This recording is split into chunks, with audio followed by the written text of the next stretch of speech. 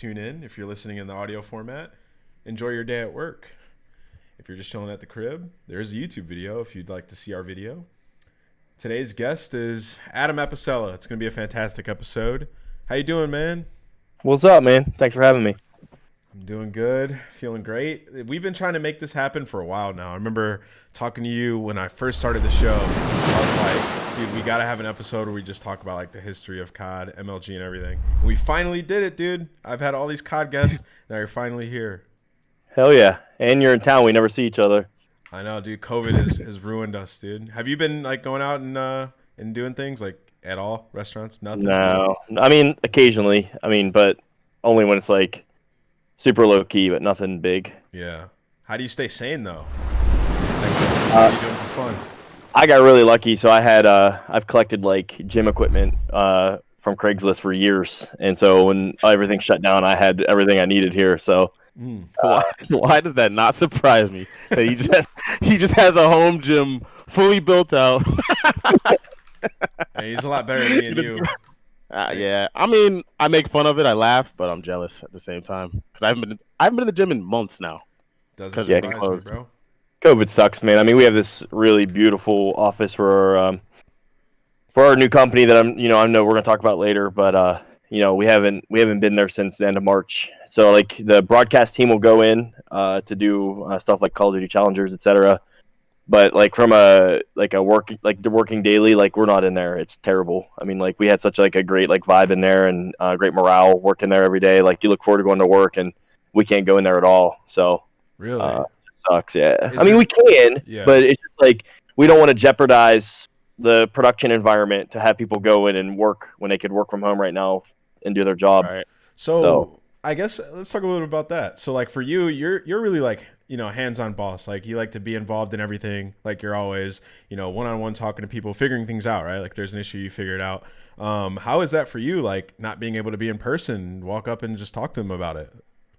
Yeah, so I mean, like, luckily, I had a lot of time, a lot of experience working from home. So when I first started MLG in 2003, I worked from home for 3 years, and then when Mike and Sonny raised our first big round of money in like 2006 ish, I moved to New York, and I was there for a few years, and then I moved back.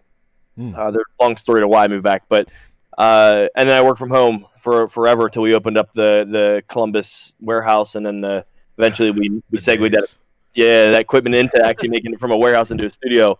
But I pretty versed in working from home, but it is tough, man. It's especially tough when we have a team of almost 40, and Yeah. again, like not to like talk about how great we are, but we have a really good culture. We're very communicative. Like every day we start with a stand up where the entire team is talking about everything that we're doing. So we start every single day like that, and I feel like we're poised for to be able to handle this. I'd say some companies are struggling, Yeah. and we were kind of uniquely positioned to be able to tackle this in a good way. But it's tough for sure. Yeah, it looks like you guys have stayed super busy, dude. Like every week I feel like I see a new Esports Engine announcement on the timeline. Yeah. It's Who was Go ahead, John. Who was their new announcement today? It was I want to say Martin Wyatt, right? Yeah. Yeah. Explain a little bit about what he's going to be doing.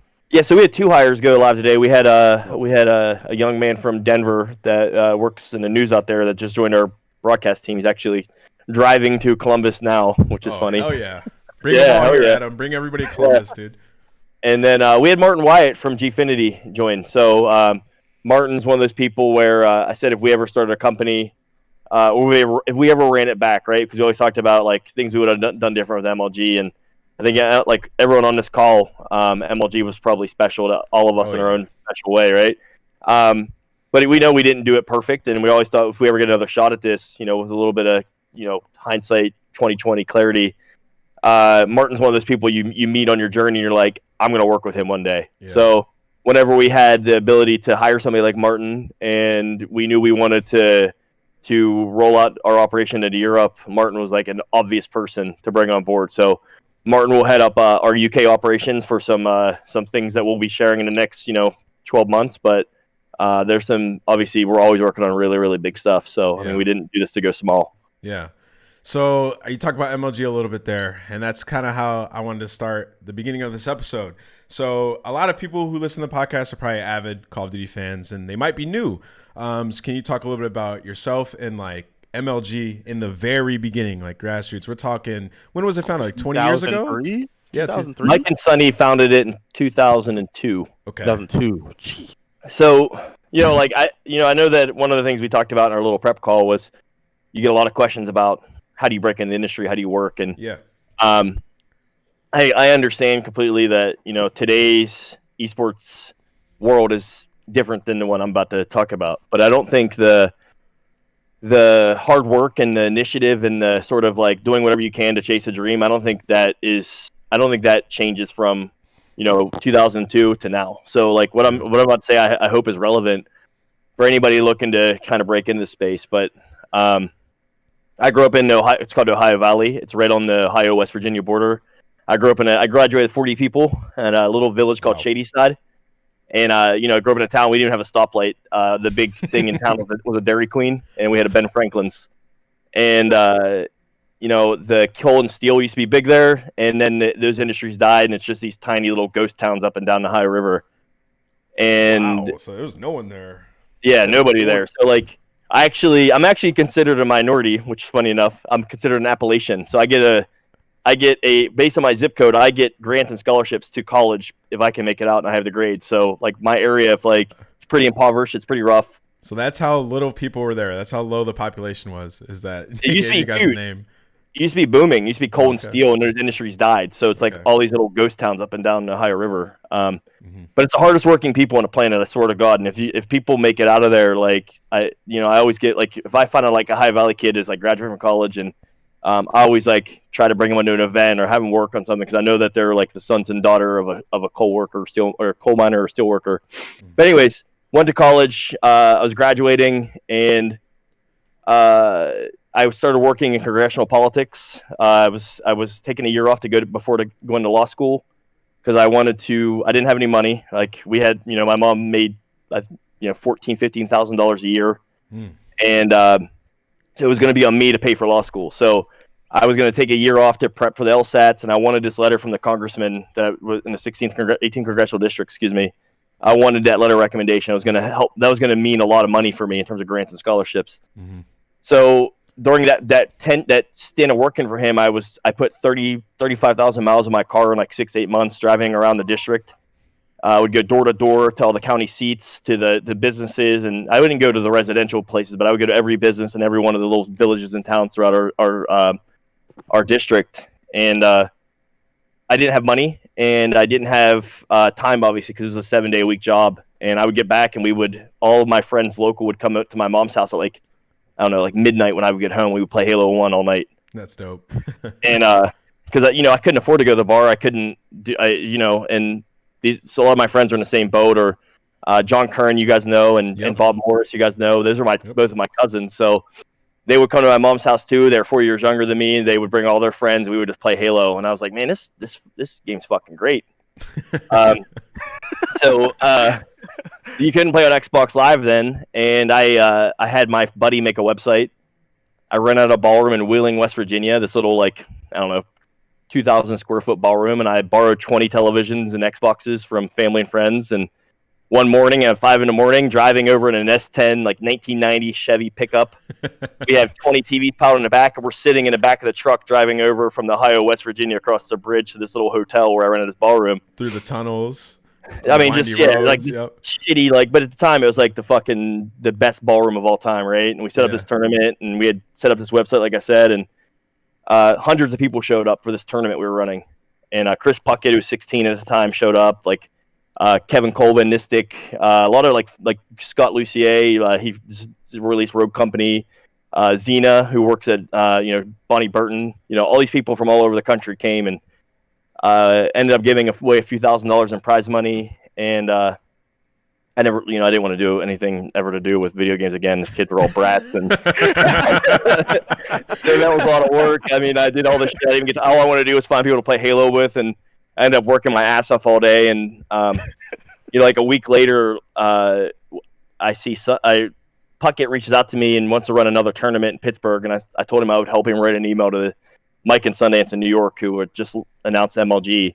So I emailed him, and within like 5 minutes of hitting send on the email, Sundance literally calls me. Oh. And he's like, "Hey, can you come to New York?" I'm like, "Yes, but I have no money." So I took an 11-hour train from Pittsburgh to Penn Station and met with Sundance and Mike, and they offered to match the $400 a month I was making in this kind of just for a letter recommendation congressional job. Oh, these guys finessed you. No, they didn't have any money either. They were working in this little room closet. Yeah. Yeah. And Puckett's dream was to run this tournament in Pittsburgh, and they're like, "Hey, we've already announced this tournament in Philadelphia. It's in February, and we haven't booked a venue. Will you please, for the love of God, instead of doing it in Pittsburgh, run it in Philadelphia, and we'll fund it?" So we get it like this dream $10,000 prize purse, which was at the time was like this fucking massive thing. Yeah. And we spin up Halo Nationals, and it ended up being like almost 100 teams. It was gigantic at the time. I mean, even now it's still you look back, it's a big tournament. Yeah. There's no spectators, there's no way to watch it, there's no stream. It was just people coming to fucking compete in video games. Of course, the Ogres win it. Yeah, the Ogres win the 2v2, the 1v1s. I think Dan versus Tom in the finals of the 1v1. They win the 4v4. What Halo is this? This is Halo CE. Halo CE? Yeah. Yes. Okay. So, of course, huge success. And it was time to go back. I got accepted in law school. I was ready to roll. And they're like, "Hey, will you become VP of legal operations for Major League Gaming?" Wow. And we'll pay you.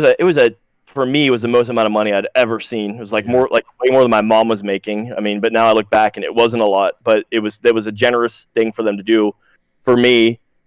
I rolled the dice. I was like, law school will be here in a year or whatever. And I accepted a job and they're like, "Oh, we've announced a 13-city tour around the country. We've announced all the cities and all the dates. So literally San Francisco, March 15th, LA, April 10th, and we haven't booked a venue yet. So you have to book these venues, and they're hiring you to do this job. I never booked anything outside of Wheeling, West Virginia, and this thing in Philadelphia with them. So that's how it started. I would fly around to these. I'd never flown before, by the way, ever till this job. So I flew to all these whatever cities, and I would get off the plane. I would go to the venue on a Wednesday, and a truck would show up, and it was these giant tube televisions that would show up on this truck. And I would unload it by myself. I would set up all the venue by myself. I would tape down the wires. And at the time, we invested a few $100 in projectors. I'd set up the projectors. Puckett would get out of school because he was still in high school because he was my one helper. He worked for $100. And he would show up on Friday when school was out because that's when his mom would let him fly.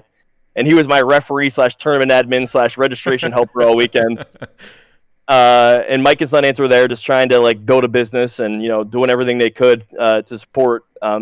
And eventually, John Nelson, who's now at Apex, Ryan Thompson, who's a co-founder of EE, came on, and we ended up having a team that now are doing awesome things in the industry. But it really started on nothing, and it was literally all passion and grind, and it really was, man. I mean, you always hear that story, the stories where people talk about their humble beginnings, and it really was. We really just worked our ass off, and if we had at any second worked a little less, it wouldn't have happened. So there was do or die every single time. That's insane to hear about. Go ahead, John. So this is 2002, 2003. How many years of learning curve do you think it took before you were comfortable with what you were doing, running these events and whatnot? So that was 2003. My Wheeling tournament was 2003 August. Then months of talking to Sundance and Mike or working for them and helping them. We ran Philadelphia in February of 2004. And in all of 2004, we ran that big tour. Okay? So the tour ends, and then the new Xbox comes out. The new Halo comes out. Halo 2 comes out. Yep. Which, as a startup, and as a single-man production unit, was the biggest nightmare ever because the game comes out, everyone's fucking stoked about Halo 2. We ended our last event in Chicago, one of our last events. Remember Little Poison? You guys remember that little kid that played Halo? He's 6 years old. Yeah, I do not remember, no. But anyways, Chicago was this big event. It almost put us on a map that year. We had hundreds of people show up for the free-for-all. We had another 100-plus tournament, and it was we were kind of catapulting off of that in Halo 2. People were starting to hear about MLG. The grassroots scene was starting to take root, and the Halo 2 comes out, and it's every player gets their own TV. And I'm like, fuck, because I have to set up all this shit by myself. Yeah, no more split screen. So Mike and Sonny buy all these TVs, right? And like they're like, we're gonna buy them, we're not gonna rent them anymore. So instead of me hefting out these giant 32-inch or 27-inch tube televisions, it used to be 4 guys on one TV. Now we had 32 or 16 to 25 stations of 4v, like truly 4v4, and I'm setting them all up by myself. First event 2005, and I'm gonna answer your question. I know I'll get to it about cutting my teeth and how I learned, but what I did learn very quickly is that you can't do everything yourself. And I'll give you a great example. Washington D.C. the first event in 2005. I go through and I drive up from I'm still living in Shadyside. John Curran, as you guys know, who's now our director of logistics and one of the hardest workers you ever meet. Another one of those High Valley kids, like works till there's nothing left to do. And he's also like a human golden retriever, nicest person on the planet. And he comes up with me, drives up with me, and we're setting up the TVs. We set up these like hundreds of televisions, and the event's over. It's a great event to kick off the MLG 2005 Pro Circuit. And Sepso sees like my cousin out there. He's like 19 years old. He's just out there fucking huffing TVs out, and he's like, "Hey, what do you think we could get? You think we could get John to go to the event next month?" He's like, "Well, tell him we'll pay him. Tell him we'll pay him $150." So I walk up to John, I'm like, "Hey, John, guess what? Big news." He's like, it's like Sepso said he'll fly you to San Francisco for the next event, and he'll pay you $150 and you can share a room with me and sleep on my floor, and we'll give you some food. Work at the event. And he's like, "You're telling me you guys will fly me to San Francisco and you'll pay me $150? Holy shit, are you fucking kidding me?" And like right away I had like help. Yeah, that's amazing. But, that year, like, I don't want to like make it sound like some grandiose thing where I learned to be some like production master through all this shit. I didn't. Like, we had no money, we had no budget, zero. Like, we couldn't even afford referees. We set it up, we ran, whatever. Same story here from the grassroots operators now. But I did learn. I think one of the lessons that, and I think it's also part of my upbringing that I did learn. I do think separates us a big way from a lot of people that you see in the space now. Is I truly live by this, and our team lives by this. Is it's very easy to spend money. It's very easy to spend money. It's very hard to spend straw into gold. And we learned how to make a lot with a little all the time. And that's something we still hold, and that's something we bring not only for our own personal execution, but things that we try to bring for partners that we work with, that like we're going to do a lot with everything we have in front of us. And that like, made you appreciate every resource that you had. And I'll never kind of begrudge those lessons and the hard work we had to do to get those lessons, but definitely taught me to be a more frugal and diligent operator for sure. Yeah, I mean, even some of the COD events, like, you guys would go so big on some of them, and it would be like, well, we didn't have to break the bank to do this, and it's still epic as shit, which is incredible. But after that, a couple years go by, MLG's doing well, and then I remember MLG was on TV. It went absolutely huge. When I was a kid, I was watching Halo on TV. That's how I got into esports, no joke. I was watching Halo on USA Network at night. I would watch, like, reruns of Carbon versus whoever. He talked to me a little bit about that, was like seeing your tournaments on TV and like it sort of going into this like USA national brand where everybody started to know what MLG was. Those years are like to be like, it's probably the first time I've ever even said this publicly, but those years were like weird for me because it's like that awkward stage, like when you're like a teenager and you're super awkward, like as a young man. Yeah, that's how I was as a businessman too. So like back then, I was like, we'd raise all this money. I go and they like Mike and Sundance, like rightfully so, brought in all these like high-powered executives from like at the time AOL, which was big. They brought in all these like big names from there and like Harvard and Yale graduates. I'm some poor kid from the Ohio Valley that I earned my way there, but I didn't know if I fit. I was intimidated. You know what I'm saying? And like that whole period's a blur for me. Like I remember being super excited and being able to live in my element when we go to these events and always being like that gaming guy that was part of the team. But like, I always look back now and realize that like how naive I was. Yeah. And like, but being able to hold that like nucleus of like who I was and what made me valuable even today, I think allowed me to outlast a lot of those like Ivy League high-powered executives they brought in. But it was super cool, man. I'm not gonna lie. Like I always remember though being like very salty that like you talked about like what did I learn from running these events, right? And we learned a lot, and we never got the chance to really like have some budget and have some resources. I always remember being salty, like, hey, now we have money. Why don't they give it to me instead of bringing in these agencies and these people and whatever? And so I think a lot of that time I was pretty like immature and bitter about it. But at the same time, at 2006 event we ran in Meadowlands, the first event after we had funding. We come from these like shitty ballrooms to like having this giant set and producing it for USA. And regardless of my personal like journey and begrudging where we were at, seeing the kids run in and like T Squared and the Ogres and like all these players that had been like following us through this circuit, seeing them walk in and see what we had done and seeing their face and being blown away by the main stage is something I'll never forget. It's literally what drives, I think, anybody in this space to do what they do. When you walk in and you see the talent and you see the fans and you see everyone walk in and see your stage and see what you did, and they're like, holy fuck. You live for that adrenaline moment. And I'll never forget, we had a lot of those moments in his first years, and it was super cool to see something go from a truly grassroots level to what we took it to. Yeah. And that was like all Halo at the time too, man. I mean, then StarCraft came into the picture and you guys just kept getting bigger and bigger and the events kept getting bigger and bigger. What was it like for you transitioning sort of into that, leader role where things started to scale and get a lot bigger and you had to really be a boss? Like when you first had to start learning how to be like a boss of a lot of people and put on these huge events.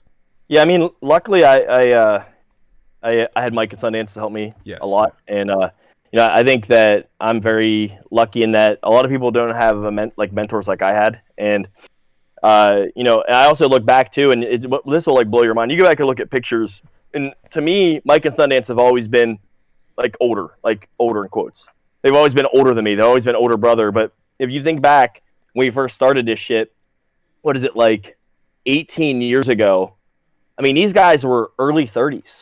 They were young too, man. And they were like planning a tour with like rubbing together two nickels to figure out how to fund this. You guys were legitimately crazy if you think about it, Adam. Like what was happening? You guys were crazy. And I get so like heated on Twitter when people. That's why I called you out at the beginning of this when people say, "Oh, it's not relevant now about how you break into the industry." Mike and Sundance did this with fucking nothing. And by the way, not only did publishers not know what esports was or what video games, they all thought it was a scam. Not one of them. They were like, yeah, go use our game. We don't give a fuck. Like, this is stupid. No one does this shit. Not only that, but venues wouldn't even let us book there because they thought it was a scam. So I would call a venue. I'd be like, I have money. And they're like, sorry, this is stupid. You're not bringing something here. So we would like literally get turned away by cities, by venues, by like hotels. Really? And yeah, I mean, and the Mike and Sundance like prepped me a lot, and like being able to learn from them was invaluable. And so when it was time to lead, like I think that one of the things that benefits me a lot is again like having humble beginnings and having a lot of like moments in my life where I can look back and realize I had egg on my face sometimes, or things happen to me where I put myself and I realize like I should have been better here. Those lessons have helped me a lot. And it's being a manager of folks and leading a team is probably what drives me every day to do this stuff. Like I love working with our team. It's like the number one thing we do, and like that like makes our team tick. It's not just me like driving it. It's like our teamwork and how we function, and sort of that we call it avoiding siloing at all costs. And what that means is like at a big company they silo a lot. Like they go under like your broadcast team, your production team, and your league ops team or whatever. We're like, we'll have those departments, but we're one team, and that's super important for us. And I think you guys probably experienced that when you were working with us, and like it was a family, how we go. Dude. I could talk to anybody in the building, which was great. I could just walk into the back office when I was there, and just walk in. Just when people were there at work, and I'd walk in, they say, "Hey, what's up, man? How you doing? Good job." Blah blah blah. I'm like, these are guys that I would necessarily not even have to see, or they're in the back. We're out there in the front. And every single person you would talk to knew a little bit about you or a little bit about what you were doing, enough to be dangerous. They might not have been your boss or knew what your run of show was, but they knew enough about you personally. And that's something that makes us like uniquely positioned again to like really run here, and it's something I'm super proud of. So sorry if that was a roundabout way of answering your question. Great answer. That was great. Yeah. Oh, yeah. All right. So, first of all, I would like to say I could listen to these stories all day long, and I know there's plenty more, but we might have to have some more episodes in the future for that. But I want to talk about COD a little bit. So, when did COD officially? Was it 20? Well, you guys were running tournaments in 2008 for COD 4, but that was on the game battle side of thing. Were you involved at all with any of the COD tournaments during that time, the online ones? You did nationals. You did nationals, right? Is that a layup for? Is that a noob for young Jonathan here? It actually wasn't, but I mean, it is. I remember. Well, that was like Vegas or something, right? Yeah, it was national championships. So this is gonna sound terrible, but like Call of Duty wasn't like certain game. Like it was this weird situation with games where they all wanted to be the main stage. They'd want to at least have a stage at the pro circuit. And that was one of the things as publishers started to care about esports. They realized that the value we brought and the longevity we brought to a game's life cycle, and more and more they would walk in and they would say, okay, how do I get that stage? And that was mainly my focus, that main stage or stages. Okay. And I would help sanction that and build that and manage that product with John Nelson and obviously Ryan Thompson on broadcast and plethora of other people. Like COD at some point, like it came on, it was on via game battles a lot. COD didn't have a lot of tools. There was like no LAN mode. There was no private lobby. There's like a lot of shit where it was tough for us to really take it seriously because it felt like they weren't taking it serious. And then Sony really wanted to compete with Xbox, and which was Halo was a flagship title, which is end all be all for FPS console in North America.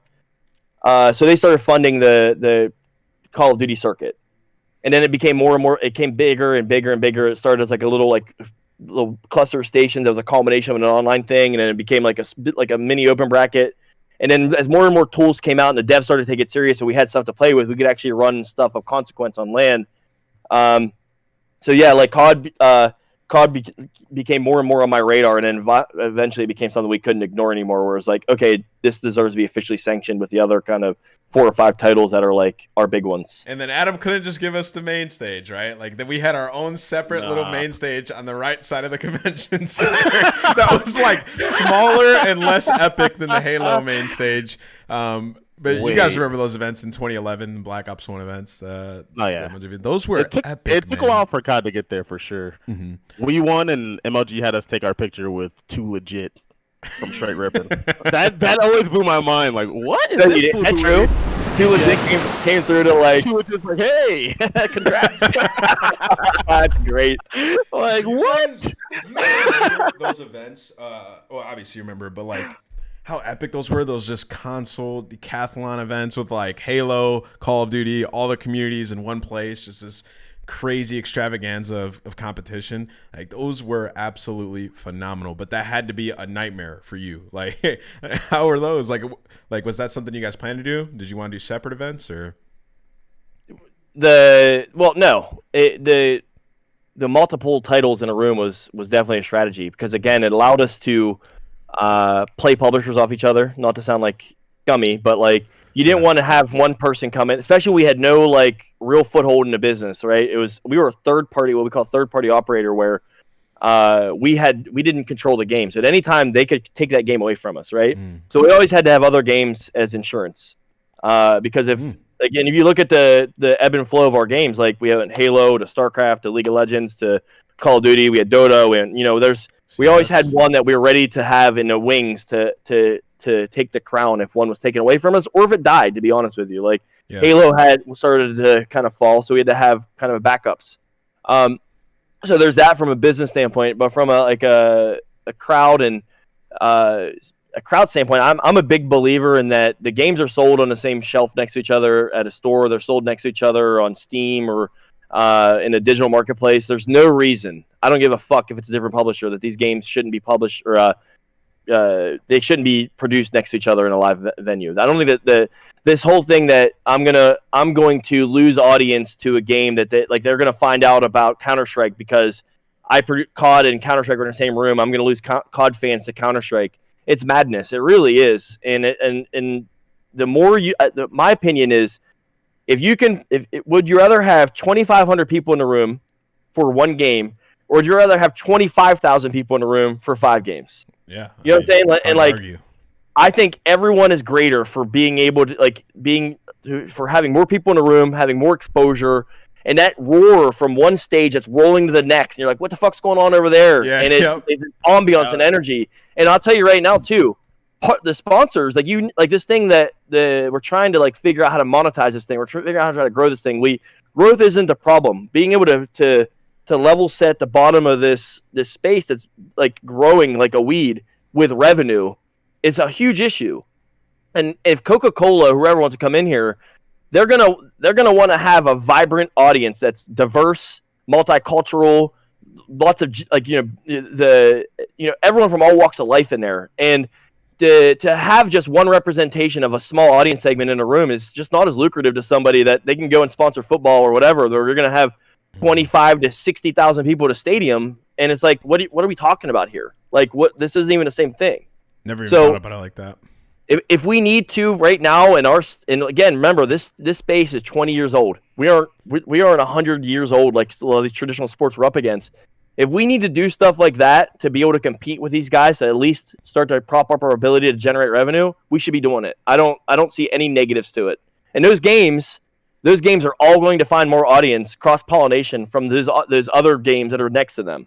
No one from another game is going to say, that game sucks, I'm going to watch it less because it's here, or they're not going to say, I quit this game and I'm going to go watch this game because it's here. Yeah, like that. And if you're a fan going to an event, what if I'm a developer? What if I'm a developer of, okay, let's say League of Legends. It's the biggest game, right?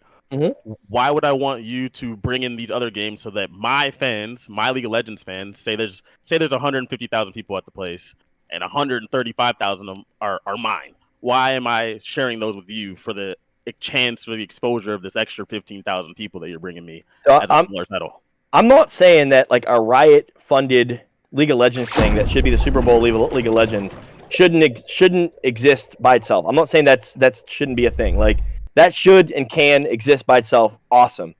But like the ESLs of the world, the DreamHacks of the world, all these operators out of the world, grassroots operators, again, like everything. If Riot had unlimited money, I'm sure they would have an event every weekend. But they don't. Like they're going to have to make this a real tangible business that makes sense. And if they can't do that to the scale that the audience deserves, then they should be able to create tools where these things can exist in these multi-game environments. Because an operator is going to amortize costs. A venue rental is going to happen once. I'm going to rent a venue rental for 100,000 square feet for $40,000, call it. And if I can cram 3 or 4 titles in there and produce them at a very epic quality, but it kind of amortize out my overhead costs across multiple games, that allows me as an operator to be able to afford to do more and to be able to stay afloat as a business. Right now, we're not there where everyone can operate at that scale for every single title. So I think there's room for both. I think there's room for these celebrations of a specific title, but I do think that there needs to be less stringency around the ability to sanction multiple titles in the same room and I think these publishers should be more tolerable of it. There's nothing that they lose out of it. They just gain audience share around the country. Yeah. Around the world. And you can still have those big events, right? You can still have the 20,000 people at your event. You just have the other ones as well. But I will say this conversation is way above my pay grade. So Adam, you're an absolute genius, and you're giving out advice for free. So I respect it. But I mean, you're talking about sort of what you wish was different in esports. But let's talk about sort of your tenure in COD and even in MLG with Halo. What do you wish you would have done differently? Along the times of your career with Halo and how Halo started to die, and then moving on with Call of Duty. What would I have done differently? Yeah. That's a good one. We were talking about this before. I want to bring it up now. Takes a sip of the White Claw. Let me think. Oh, you get it. Hey, how about this? What would you have done differently with Call of Duty? Oh, with like CDL? Yes, with CDL. If you were working CDL, what would you have done differently? So I think, I think CDL did a great job. First off, I think I say that without like just trying to be political about it. Like right now, this year especially was really rough. I don't know what I would have done much different than what they did, and a lot of like even the kind of the tournament calls or the something happens like a lag out or whatever. Like really, there's not much I probably would have done different. I always get spammed with tweets and messages like CW. I wish it was back. I wish Adam and his team are back doing this. And like the truth of the matter is there's not much we would have done differently than what CDL did. Like I think that maybe we would have had a little bit more of a personal touch with some of the player relations I heard, which I think would have gone a long way. But a lot of the tough decisions that they made, like I probably would have made the same ones. I think some of the things that I probably would have done different, like giving a specific example, being at Minnesota, I thought it was a big miss. I'm not going to buy into the meme about the parking garage. The parking garage wasn't as bad as everyone says it was. Yeah, I walked through. It wasn't that crazy. But putting that 1,000+ people downstairs when it should have been upstairs, like they had these giant rows on the sides for concessions, right? Giant. And they had talking about like the bars on left and right. And there was like a second level of like there's more alcohol there than I've ever seen at anything. And no offense, you guys are beautiful and all, but like your desk took up a giant the end zone of the football field. Well, the plan for all the events was to have like the desk there and then the crowd. Like that was they had like a plan for. Yeah. But the open bracket is power, man. Like there's 1,000+ people and then like 500, 700 fans around the thing, and you separate that energy and you put it downstairs. That could have been on the wings where those bars are. That could have been like where the desk was. Like having that all be there, I felt like would have been a good embodiment of COD. You grab a jib grab and you sweep over the venue and you have every seat packed because people that aren't competing are going to go the most adjacent seat they have possible from the open bracket. Yep. They're going to sit in the audience and watch the main stage. That jib grab is going to grab a full audience and it's going to run down and it's going to grab everyone playing fucking Call of Duty, which is huge for Activision. So for me, like having that staging and really embrace the amateur aspect, which I think is a huge part of CDL and it needs to be a bigger part of their strategy, I think would have been something from a staging POV that I would have done differently. Okay. I think their main stage was cool. Like there's nothing wrong with it. It was super clean. It looked great. I love their graphics package on it. Their graphics package blew ours out of the water. It looked great. The LED. Killed it. Yeah, the graphics that were on LED was amazing. I do think they could have gone a little bit more like grand with the kind of design of it, like the creativity around how they deployed that LED and the aesthetic of it. But there's like no like major like negatives that I would say. I just think that there's some major tweaks that I would have made around how they staged the room. And I think Challengers being a bigger part of everything that they did would have helped them immensely. Yeah. So you guys had a hand in Challengers this year at a few events. How was that? Like setting all that up? And do you think you achieved what you wanted to going into it? So we were the partner to help logistically operate Challengers, but we didn't like plan out the product or anything. I think we went well. Like the CDL team on the other end was really supportive and a great partner to work with. Like Casey and Allie and Matt and Casey's great. Allie's great, and they were awesome to work with. I just think that Challengers was something that almost felt like a vestige or relic of the past that they knew they had to bring in, but I don't know if they ever really they did it. They didn't do it a disservice by any means. So I'm not saying that because they gave it a lot of prize money. They did a lot to prop up the amateur scene, but there's little things that they could have done to like almost like get rid of all the complaints. Like having a stream should have been nothing. Like you could have done that for nothing to stream the amateur side of it. And I know that no one watches it and everyone's gonna say the viewership's low, but for me, like a few thousand people being able to watch is that kid that has that patch on his jersey that patch might not be, it's not a $1 million sponsorship, but it's a sponsorship to pay for his hotel room and his flight, right? That these sponsors, these teams are going to fund it because they know that the valuation they need for their partners on their jersey needs to cover that team to be there. They're not trying to have a Coke sponsorship. They're trying to have a Dave and Buster's in Idaho sponsorship. That Dave and Buster's wasn't their jersey might appear on stream. So for that level, that economy of scale, that level of team, not having a stream really hurt those players, and it hurt that whole economy.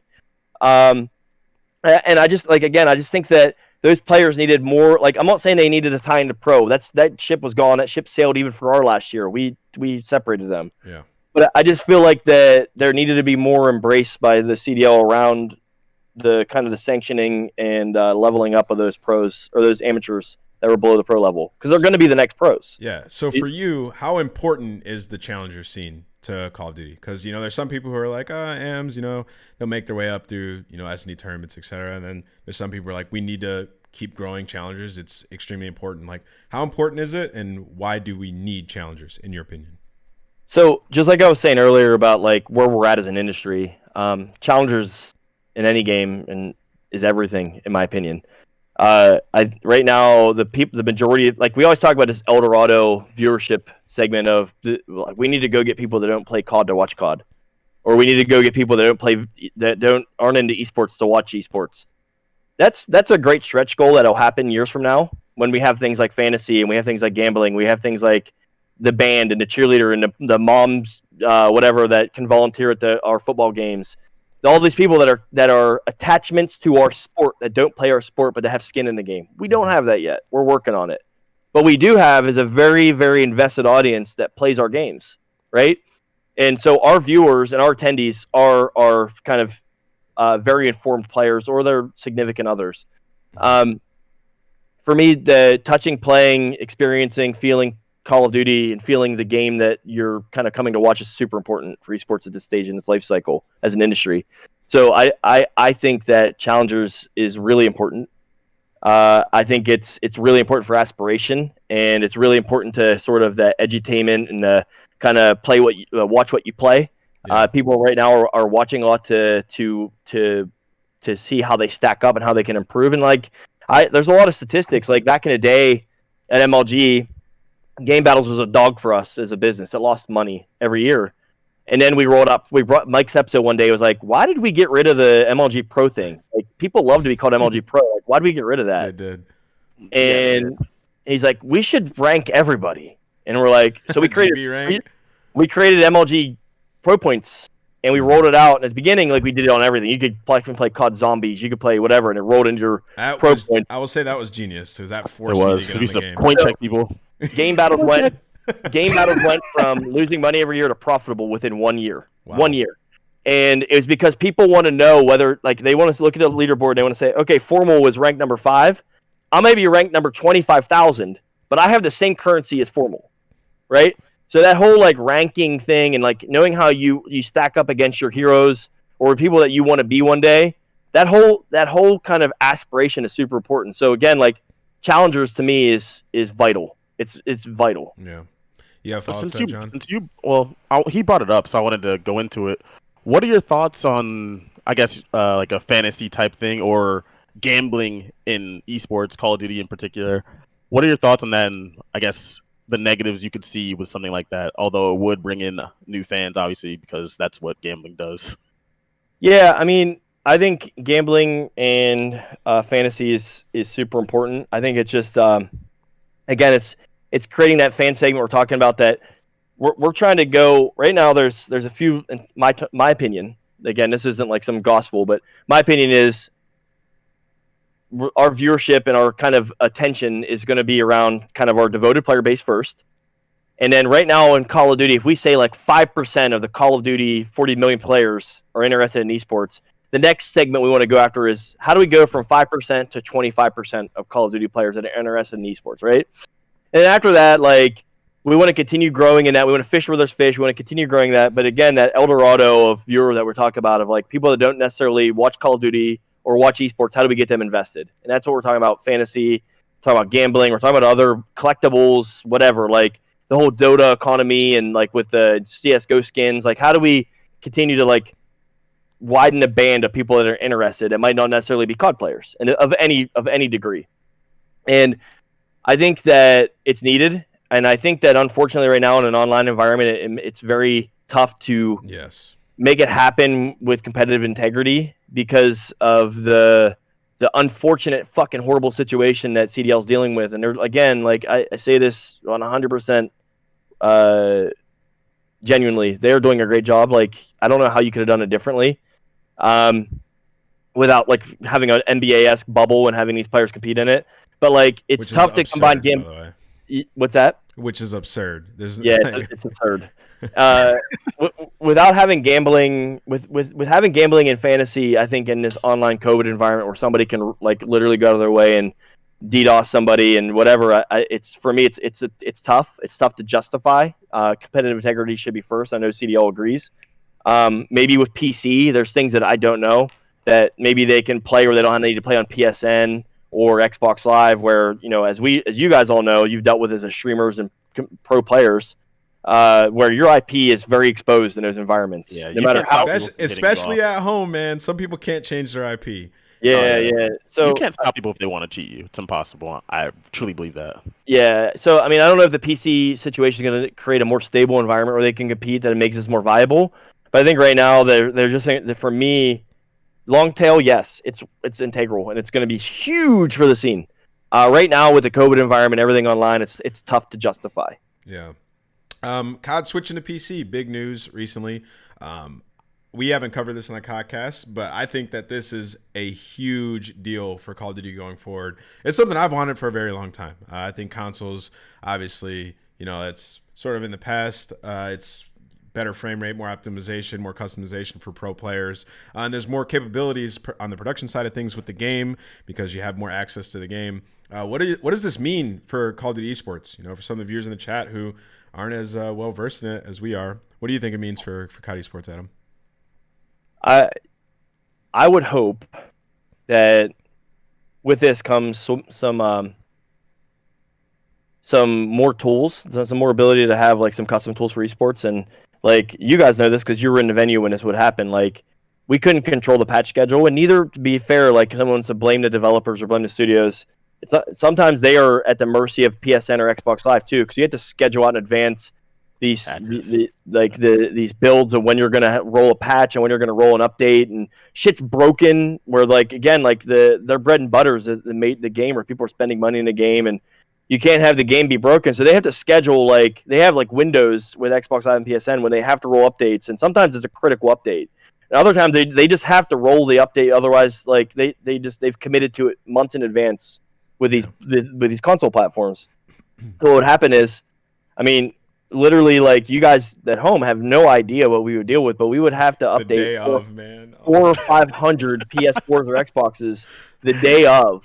Adam, I would show up to the studio. Sorry to cut you off, but I remind you this. I would show up to the studio some days, and Spencer would look at me and be like, "Can I warm up?" He's like, "Nah, dude.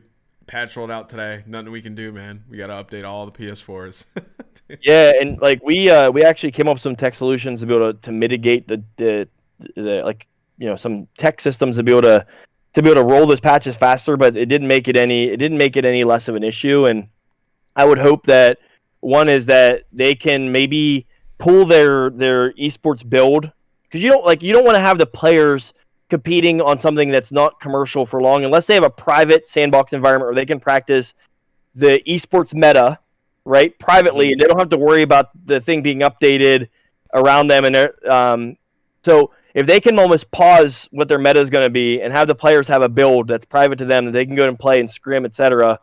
You guys know about this more than me. Like, I don't even know if that would work, because sometimes they scrim with people outside of the CDL.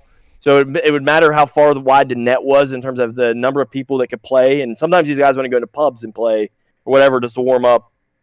But I would hope they could almost pause the meta a little bit, not update with a commercial updater. I would hope they would have a pause feature. I think that's going to be huge for them. The league needs it. It would help them so much. And I think commercially, I think that that being able to open those categories up to be able to have their sponsorship team be able to sell the PC, be able to sell the graphics card, to be able to sell the processor, all that stuff. Those are massive esports endemic categories that being able to sell those is going to help the league monetize. And I know that's a welcome thing. And I think that they'll be able to have their cake and eat it too, that they'll be able to create something of a consequence for consoles still. So they'll still be able to have a console partner in there. On challengers, yeah. For sure, something.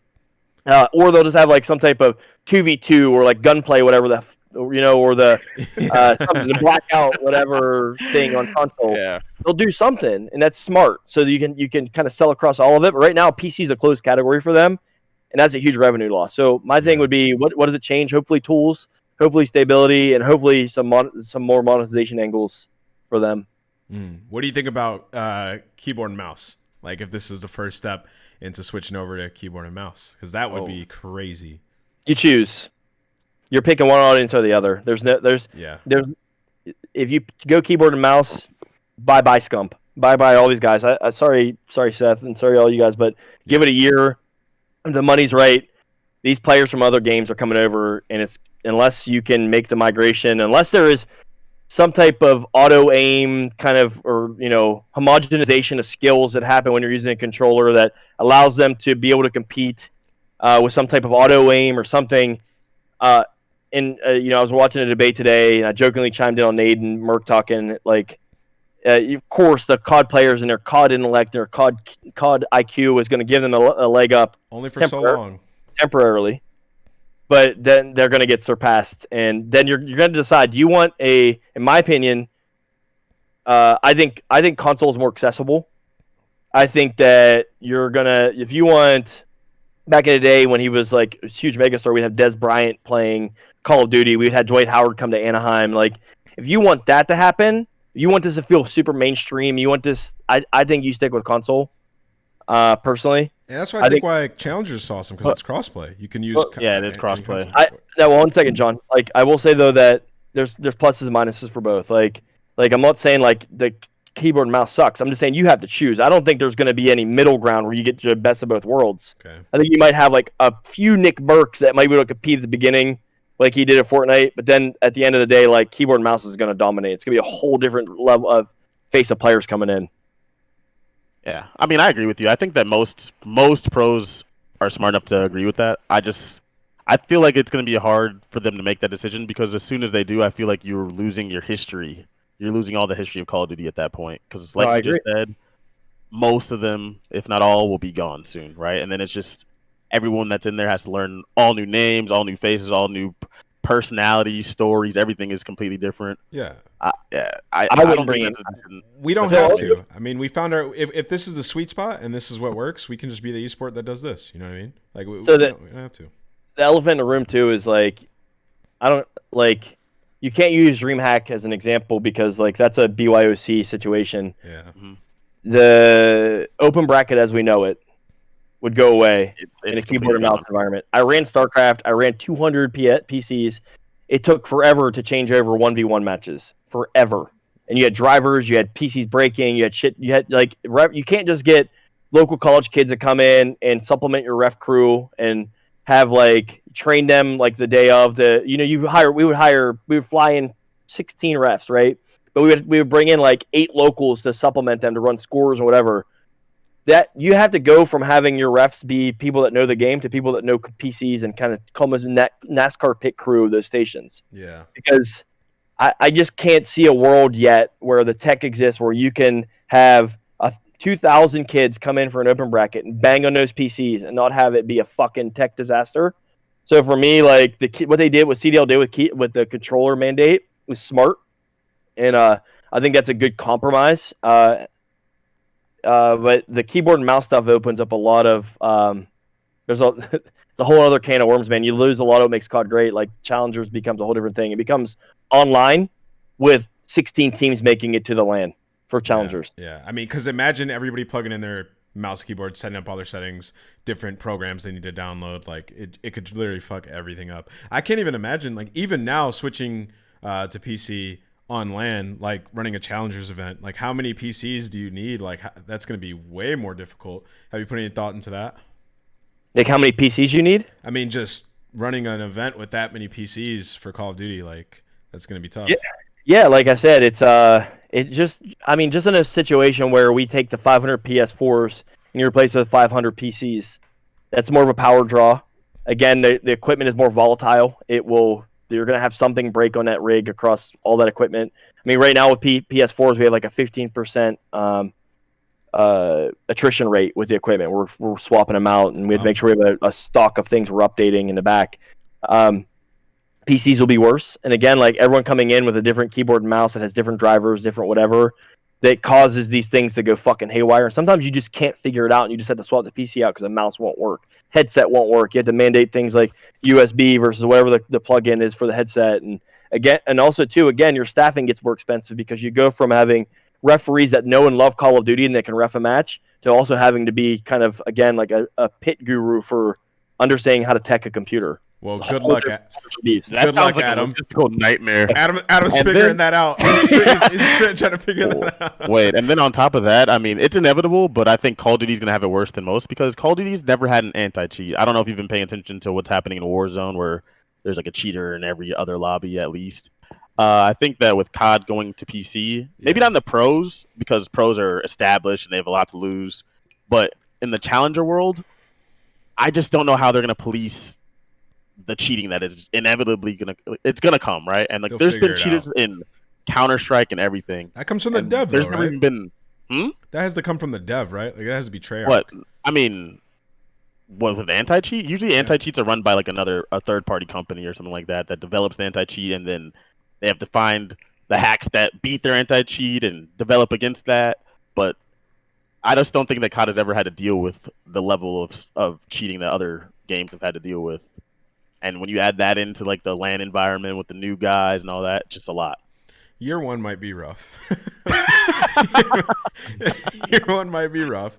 But hey, I mean, if primarily, next year with the way the world is, we're going to be online, it's maybe a good year to start it, right, with PC. So people are going to cheat. They're going to cheat. They're going to find a way to cheat. I mean, it's just a matter of like mitigating as much as you can and sussing out the people that you know are like blatantly cheating. But you're not wrong, man. Like this is something that exists in traditional sports too, and I understand we're on a whole different level of like it's a digital environment. Obviously, it's like in many ways, in a lot of ways, much easier to cheat and much easier to get away with it, especially when you're playing from home. But they'll figure it out. I mean, we've been figuring how to do this shit for 20 years. We'll figure out how to do this one too.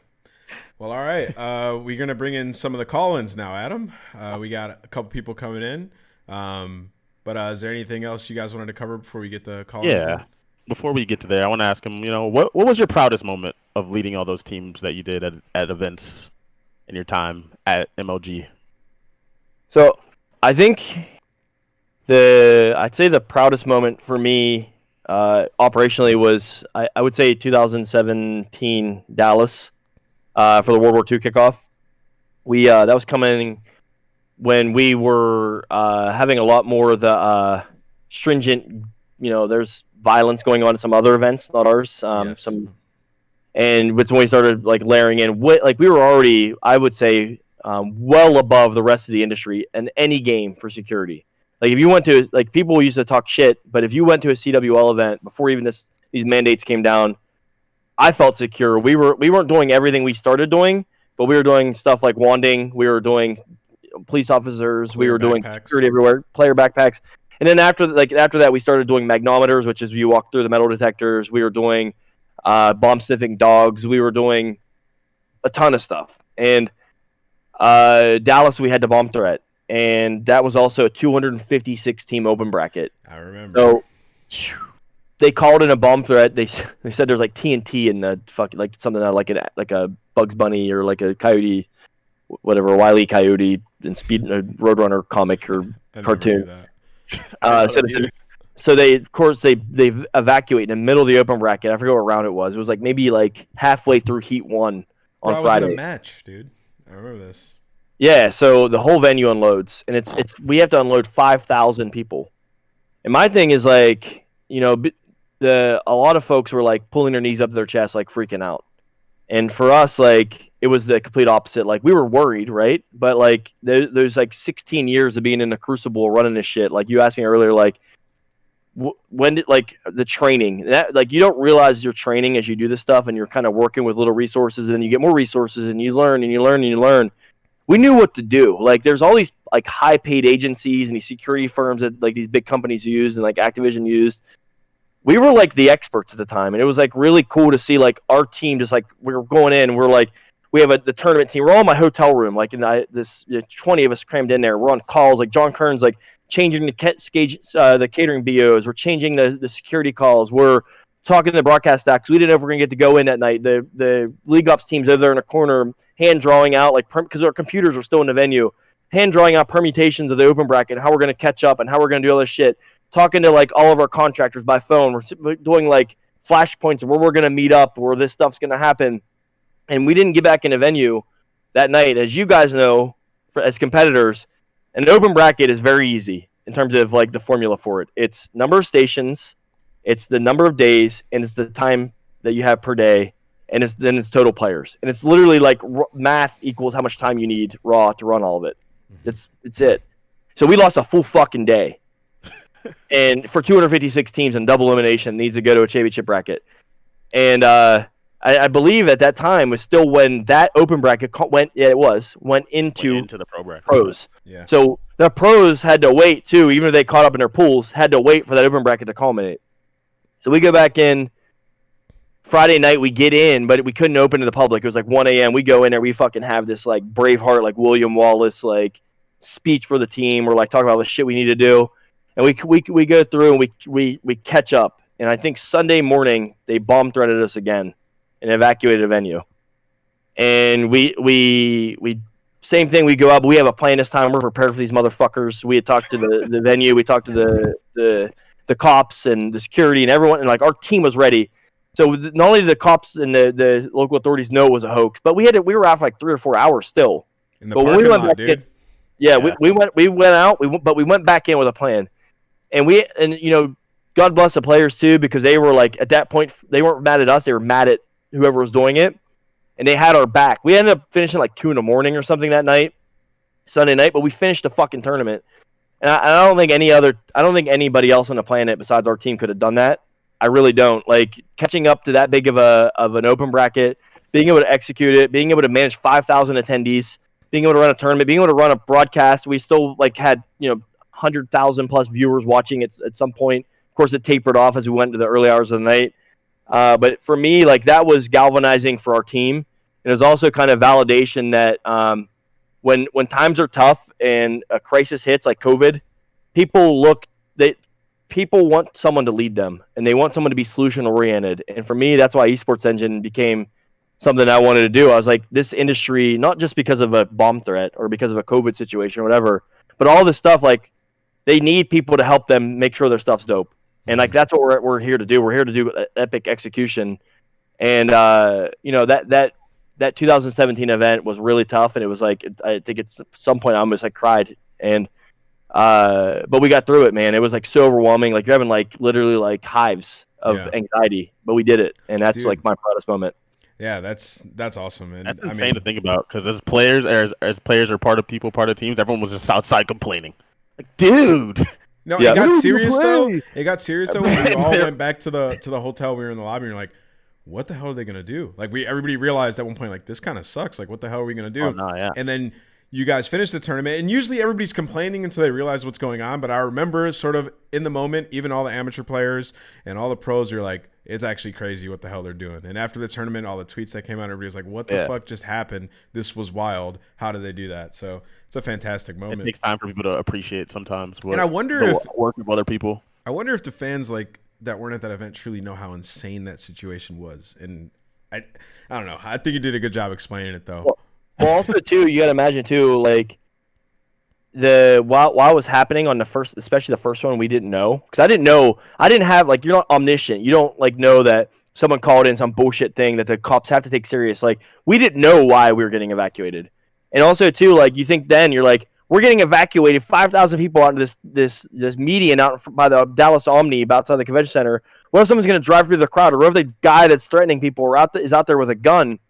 No one knew everything, so there was like there was legit terror with people. Yeah. Like people were scared, and after we found out more, then it became angry and became inspiration to do it. But like that time when like the thing with the evacuation, you gotta imagine like some people don't realize this. 5,000 people is a lot of people. Like a lot of people. I mean, the whole parking garage or wherever we were at was packed, like left to right. It was packed. They were forming giant penises in the grass for the helicopter. Remember that? But yeah, man. I mean, it's like tough to manage. Like 5,000 people going out. I mean, like that's a mob scene, and I'm just happy we made it through it. Well, all right. Let's get some of the call-ins in here. I don't know if you see the Discord, Adam, but we got Shady down there. Oh boy, he's gonna be coming on in. And we have the wonderful Ben Nissim moderating the call-ins. But our first call-in is Shady. What's going on, man? Where are you from? Hey everybody, how's it going? Shady from San Francisco. What's up? Yeah, Shady. Shady from the selfie Shady.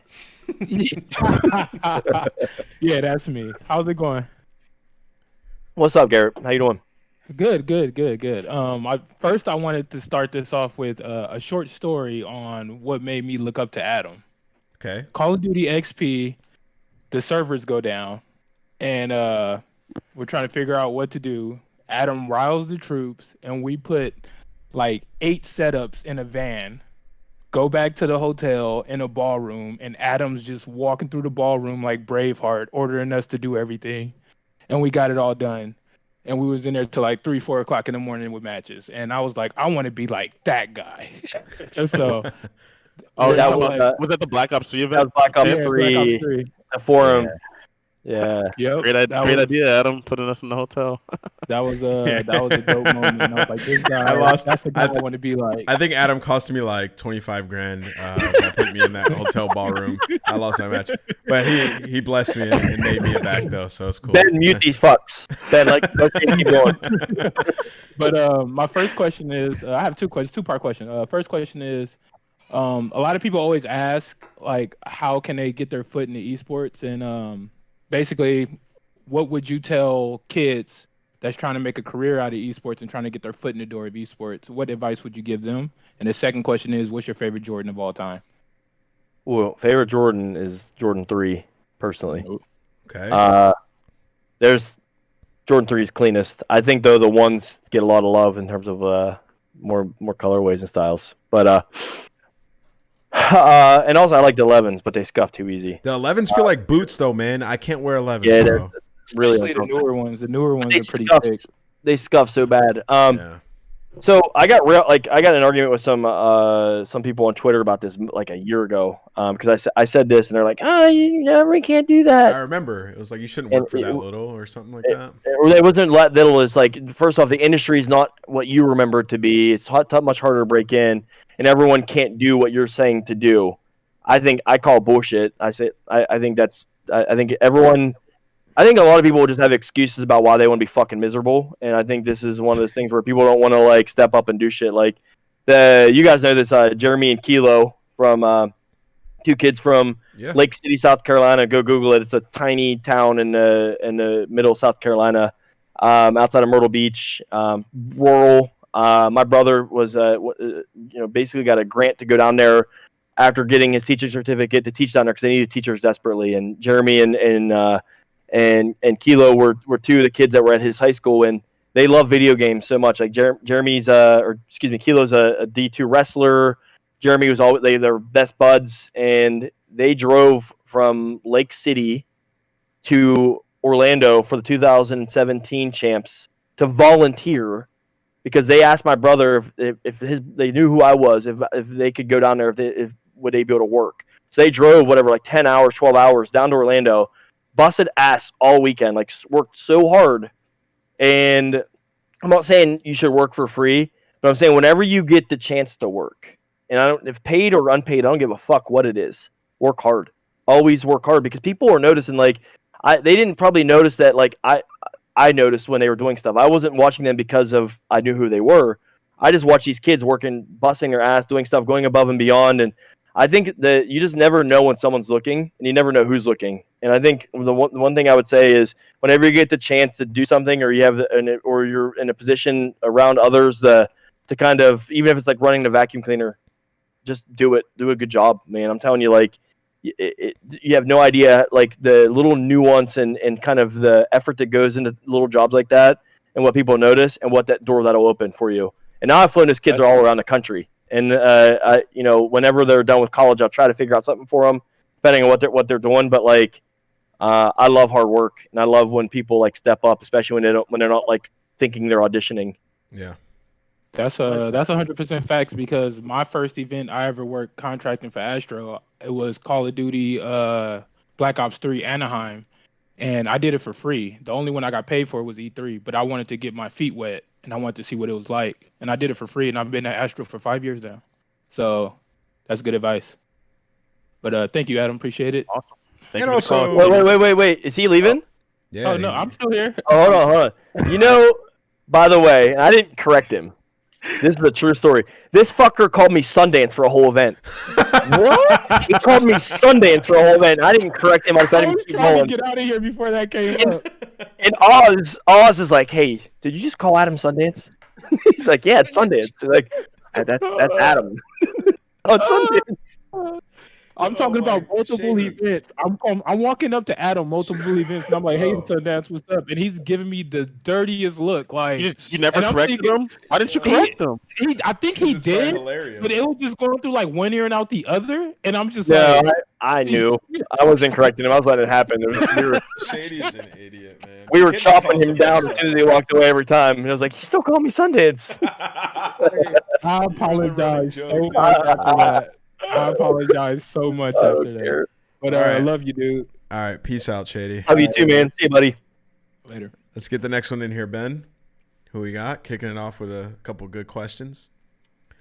Yeah, to follow up on your like people getting into esports, also like shouldn't feel entitled to anything, even if you were in like a good position prior. Because I remember when I was retiring from COD, like I did my first event and it was like freelance and it wasn't a crazy paycheck. And then afterwards, like you gave me an opportunity to go full time because you saw I was working real hard. I mean, you and a couple other people, you know, Carlton and Drake, but you know, it's easy for people to feel super entitled. So I agree with what you're saying there. Yeah, I want to say like this is a weird topic for me to address, but you know, the two of you guys, I want to say like I do want to point out something, and like I'm glad the country is you know, it's unfortunate a lot of stuff is going on, but I'm glad that like a lot of the conversations are happening, sometimes uncomfortable. But that last year of CWO, we all worked together, it was pretty fucking awesome to have as diverse of a desk as we had, and to have, you know, two female talent, people from different cultures, different races, different walks of life are on that desk. And you know, like John and I like have this, you know, public persona where we joke around with each other, but like, you know, like that was, like you said it earlier, Ant, like that was a family on site in Columbus. But like I'm super proud before it was like the fucking popular thing to do. That's something that we did because it was like not only like the right thing to do, but it was also the best product to put out. Like we were trying to put on a dope show, right? And like we're trying to put out like something cool that resonated with fans, and we also try to bring in the best people. And I don't know, man, I'm like really, really proud of that. Like it's like something that like we didn't do it because we felt obligated or we were forced. Like it was like a bunch of people that all had great aspirations together, and it happened to just be a multicultural, diverse crew of people. And it was just natural. Really epic. It was a natural transition into how that happened, and it was an epic year. Bilko, what's up, man? Welcome to the Codcast. How you doing? How you guys doing? Good evening. What's up, man? What's your question, How you brother? doing? Oh yeah, so my question is basically I'm trying to get my bachelor's right now, and so my question is basically how do you, without any previous experience, try and get your foot in the door right now? Just because I'm trying to get a bachelor's in industrial engineering, so you know there's get a good GPA, get involved on campus, get an internship, right? And I'm at Lockheed Martin right now, and I'm just wondering, so that was they have like a path for that. So how do you get into something that doesn't have a path? So, you know, well, that's a good question. What's your name? Your name's Bill. Is that right? Bilka, yeah. So you're going for industrial engineering. Do you want to get into esports though? Oh yeah, 100%. How would you apply that degree to esports? So basically all it is just optimization and the insurance of the highest quality at, you know, basically the cheapest monetary value per se, like what you were talking about earlier. It's just trying to get the best quality out of what you have. And what year are you? Know, I just started my junior year. How many credits you need to do like a business administration minor or something like that? I don't know. A lot of people get like their MBA after they graduate. I would just try to. I'm like, first off, like I was a sports administration major, and I had a political science pre-law and a double minored with a business administration. And I didn't know what I wanted to do, but I know I took I did want to go to law school. But I didn't want to like practice law per se. I wanted to be in like the business of law. First off, I think you're doing everything right. I think you need to get your education. I think it's a great thing. I would start thinking functionally through like what you want to do with your education, and I would start trying to get. I would work your ass off to try to get your foot in the door. Like Lockheed Martin's great. That's awesome having your resume. But if you really want to translate to esports and to gaming, I would start thinking through maybe some more functional work experience while you're in college and you're sort of a quote unquote cheap hire to get your feet wet. and if somebody gets some experience and make some contacts that are relevant to the thing you want to do. Because right now your job history is going to point to that type of job industry, and I think right now, like, assuming your GPA is good and obviously like your educational background is a very strong path, I would just start trying to get some more relevant work experience in, and happy to give you some guidance on that. If you want to shoot me an email, I'm sure we can figure that out later. But it's pretty easy. It's adam@esportsengine.gg. Happy to give you some advice on that. But I would start, like, again, while you're in college and you sort of have that stress-free environment to like figure out what you're like how you're going to educate yourself better. Start trying to endeavor to have a little bit more relevant education experience. Again, Lockheed Martin's great, fucking awesome in your resume, but start trying to work on something that might be a little bit more geared towards the industry. And also figure out what you want to do in the industry as well, right? Like figure out which route you want to take, because there's a lot of different areas you can go in esports, a lot of different type of companies. And then just go to like an event. Like you can go to like a PAX West or any sort of esports event or gaming event and just talk to people, right? Get their card, shoot them emails, like what Adam just said. Oh yeah, I'm actually in Orlando, so I actually reached out earlier in the year through Twitter to Tom Ryan. I think he's in the chat. But basically, I was trying to see if they had an internship, but they didn't have any like emails listed at the time because I don't think Misfits was all in on Florida Mutineers. Gotta find another one then. Gotta find another email. Just gotta try. But thank you very much for good question dropping that in there. Thank you guys. No problem, Bilka. All right. Another thing I will say, chat, is since we have answered a lot of questions on how to get into esports, they are welcome if they are unique questions. But let's try to have a little bit of variety, guys. So let's get to the next one here. I don't know how to pronounce your last name. I think it's Jack Steofane. Yeah, it's all good. It's Irish. It's pronounced Stefan, but Irish. You were on never. Here last episode. Welcome back. Yeah. Doing the asking the union question. Yeah. So like my question, and it could be for all you guys, is with all this kind of major money coming in towards existing organizations or even setting up new teams, as well as franchises and just esports in general, is anyone worried about an existing bubble? Like, and to what extent would it be kind of a small bubble just affecting teams that might just get bankrupted out, or would it be maybe on the horizon affecting actual leagues like CDL or Rainbow Six or something like that? So that's just what I've been thinking about. You mean a bubble, like a business bubble? Yeah, like a business bubble, whether it's on the end of actual franchises or something even bigger, like maybe affecting leagues in general. So here's the thing.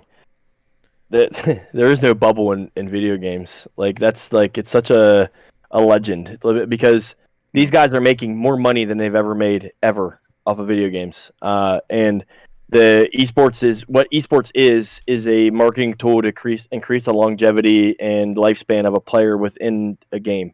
So they're going you competing, whether it's, I define esports as competitive multiplayer. So you playing Fall Guys, you playing Call of Duty pubs and TDM, and you playing whatever Warzone, you playing 4v4 competitive, whatever your cup of tea is for that game. The longer you play that, the longer you're in their ecosystem, the longer you have a propensity to spend money on their digital product, MTX. So for me, esports is something that there's no bubble for esports. Publishers are always going to have something that they're going to want to encourage people to continue to play games. I think the bubble, though, question is relevant for the team model. And I think that teams need to be better operators, I think, and they all know that. And the teams are struggling to devise ways to make more revenue. And again, that's the thing that, as an industry, that as opposed to where the NBA started and they grew the sport in like barns and high school gyms, and it eventually became stadiums. We did the opposite. We're like, we have hundreds of thousands of people watching our game, wanting to play, and we're trying to backfill infrastructure. And again, all like the fantasy and the collectibles and the cheerleading equivalent and the band equivalent or whatever, all these attachments of people that are interested in our sport. We're trying to backfill that not only that infrastructure, but that social infrastructure. I think teams need to almost like weather the storm until all those things are in place. But I don't think the publisher promise and the publisher need to have this exist is a bubble. I think the business of esports can be a bubble, and but the CDL and the OWO, I think that my opinion is that this is sort of an infinity investment for them. The only thing that I could see being a problem for the leagues personally is if the game itself dies, right? Like my bubble for them would be no one plays Call of Duty anymore, or no one plays Overwatch anymore, and that bubble bursts because those games are gone. In that situation, I would think that Activision Blizzard, being a very, very smart operator, would either reshuffle the deck to some degree, or have some type of Activision Blizzard game license where those franchises transferred over to the next hot IP they're going to roll out or whatever. I don't know, but I know that for me the bubble is more around the actual game's longevity itself as an ecosystem, as opposed to the businesses of esports. I hope that made sense. That makes sense. Yeah. So there's still like growth. It's not like they've hit a ceiling with like these big leagues and big budgets. No, I mean it's insane that, again, like esports and competitive gaming is going to become more and more of a priority for publishers to have a viable strategy around, because again, it goes from a game just being something you beat and play, or you play and then beat, to something you play for months upon months upon months, and you continue to spend money. And there's no denying that. I mean, you can even look at the publicly released numbers for a lot of these publicly traded companies. They are making hundreds of millions, if not billions, off of in-game sales now that they never would have contemplated prior. So that's something they're going to continue to double down on. So with those guys killing it, like you saying, they're all making more money than they were before. But let's say the bad does happen and Overwatch dies.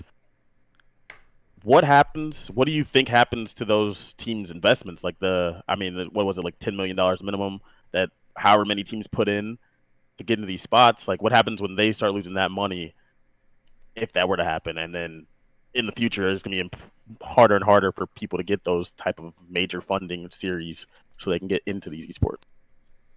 I don't think the investment will be for naught. I think that it'll be something, like I said, like, say, I don't know, man, like Super Diablo launches, and it's the Diablo multiplayer that is whatever Blizzard launches. And say Overwatch is like, they've launched Overwatch 3 and 4, and it isn't gonna. This is all hypothetical, by the way. This is my opinion. Like, just don't read into it more than that. I would think that, you have these like massive ownership groups that are coming in, that are the right group of people that you want to have skin in the game on your title. I would think that they would roll out like some type of Activision Blizzard type license where that game, like their franchise, would transfer over to whatever the game was. So NYXL would go from being an Overwatch franchise to being the Super Diablo franchise. I don't know. Okay. I just think once they have that level of investor and partner in the league, they're going to work together to figure out the right solution for the league and for those franchises. They've created too much value to just throw it away. Well, thank you, Jack. Appreciate the question. Thank you. Good question. Have a good one. Bro, Adam brings in the great questions. All right, let's do a couple more. Yeah, we have the cerebral callers today. What's going on? Can I get something? Why isn't Pac-Man's face like better or something like that? It's like the encyclopedia right now. Everybody wants to pick your brain. Yo, Agent Liberty, what's good? What's good, guys? Chilling, man. Where are you from? What's up? I am in Charlotte right now, North Carolina. North Carolina. Some good barbecue out there. What's man. your question? What's the question? Yeah, so my question is, in the current climate without the live events happening, can orgs in the league be profitable? And do you think like organizations and leagues are rethinking the model that existed before COVID of all the live events and being as large as they were? The second part of that question, I mean, I'll give my opinion. I think that they are. I think people are probably thinking there's a way to do a lot of this online to save money, right? You got to think so, because a league can be some. I mean, you have to have the LAN environment, but you can do some things online, and I think a lot of the esports this year proved that.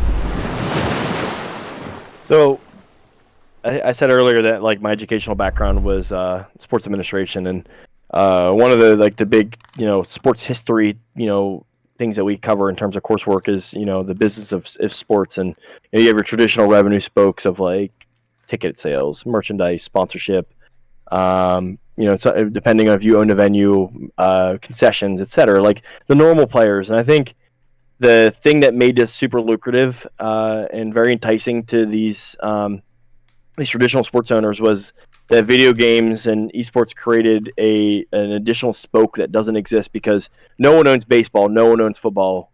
Publishers own these games, so like they can roll out digital products that don't exist. So my theory is that those traditional sports lines will always be there. Like I've said that from the beginning, they're always going to be there. When this space gets bigger, ticket sales are going to continue to go up. Merchandise is going to continue to go up. Sponsorship is going to continue to go up. Distribution rates are going to continue to go up. But once we're there, that's going to be found money. And I think right now what they're going to do is probably going to what I would do is refocus on a digital strategy to really monetize what's in front of them, which is their digital audience for these teams and these franchises to be able to sell in-game items, and to have a real product strategy around that. Because I do. With the kind of the uncertainty around a vaccine, and when we'll get back to like a real kind of live event model again, it is very tough. And I think teams are going to have it. It's going to cut both ways for teams. And that, to your point earlier about whether teams can have a profitable, viable model, yes, their revenue upside is going to be hurt from lack of ticket sales and being able to sell in market merch. But also, you got to imagine like not having to host massive events in their market is also means their costs are going to go down. So both sides of their P&L are going to sort of be balanced by this situation. And I think where the league is going to help, personally, again, no inside knowledge, but I would assume they're going to be very much more aggressive with a digital strategy. And I do think PC is going to help with that. I think that PC being off of one of the major platforms like PSN or Xbox Live is going to help them be able to monetize that because they're not going to have to share it as much, and they're going to have like more of a free marketplace to be able to sell that stuff. Yeah. All right. Well, thank you, Agent Liberty. Appreciate it. Thank you. Good question. Yeah, thank you. Answered the hell out of that question. Yeah, I don't think I. That was good. I'm learning. Great. All right, let's get the next one in here. The next question, Ben. You're on point today. Ben's boss is here today, so he's on point. Yeah, he's making sure to bet today. Yeah. Yo, Jake, there? what's up, sure man? there. How you doing? What's up, guys? Good. What's the question, Thanks, guys? I wanted to ask Adam, since he's put on so many MLG events over the years, there had to have been a fair share of like problems. Like, was there ever any production disasters that maybe the fans didn't know about? How did you solve? That fans didn't know about, or fans did know about that were disasters? Because there's, well, I mean, one that that they didn't, or that they did for sure was I know that's not what you asked, was when the streams went down in Dallas, 2011 or 12 or whatever it was. It was massive StarCraft tournament, and the venue's internet died.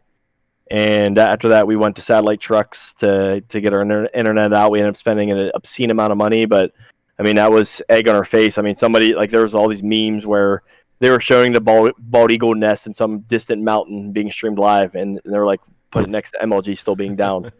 And so there's a lot of things that that happen behind the scenes that you guys never know about. This is a really good question. You don't have to share, by the way. No, I'm just thinking through if there's a specific example I could give. There's always stuff that happens, and there's always things that go on where we're dealing with it. I mean, there's also arguments with players that you guys never realize. I'll never forget arguments, bro. I think it was either World War II or it was the year that Optic won it. It was one of the two. What was it? It was AW. What was the year Optic won it? It was IW. IW. 2017. It was what? What was the year they had? It was the year they had. How many years they have formal? They have it for all three of those, or is it just all three back years? Yeah. So I mean, like just little battles we have with players, and the players are like, like a lot of times you see them on Twitter and they fucking just destroy us. It's bad, but like a lot of times the arguments we have in the venue are almost worse.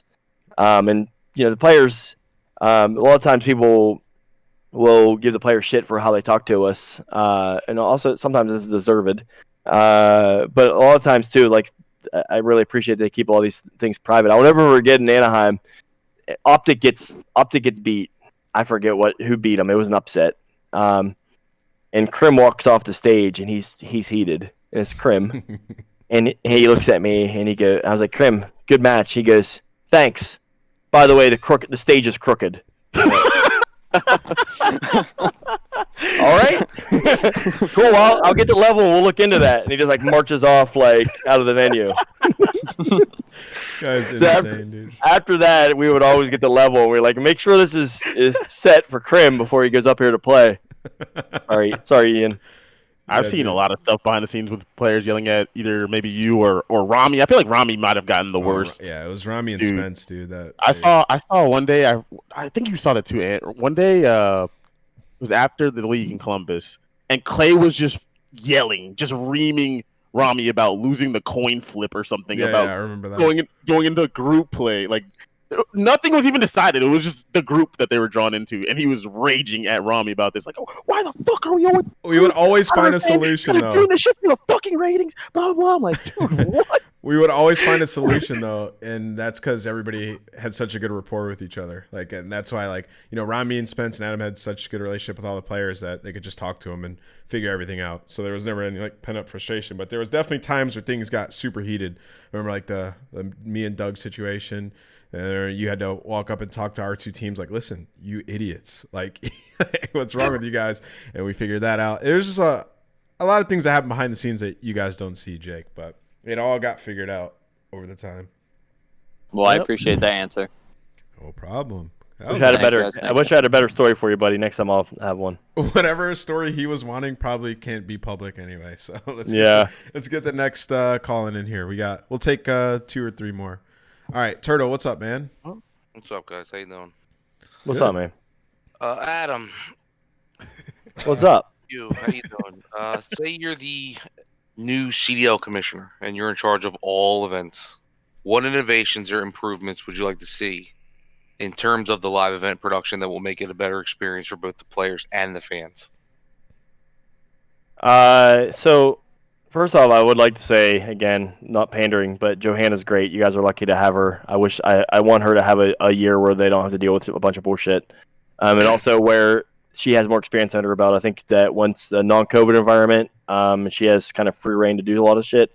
You guys will be really happy with what she does. You know, to be fair, like I had a lot of years to like do cool shit, and you know, hopefully I could have, you know, there's a lot of stuff I wish I could have done more. Like I wish one thing I'll say is I wish I had their budget. They had way more resources than I ever had. But I don't know, man, like it's a really tough question. Like the one thing I would say, and this is going to be a really, really, really boring answer for you, and I think it's something that CDL needs to do too.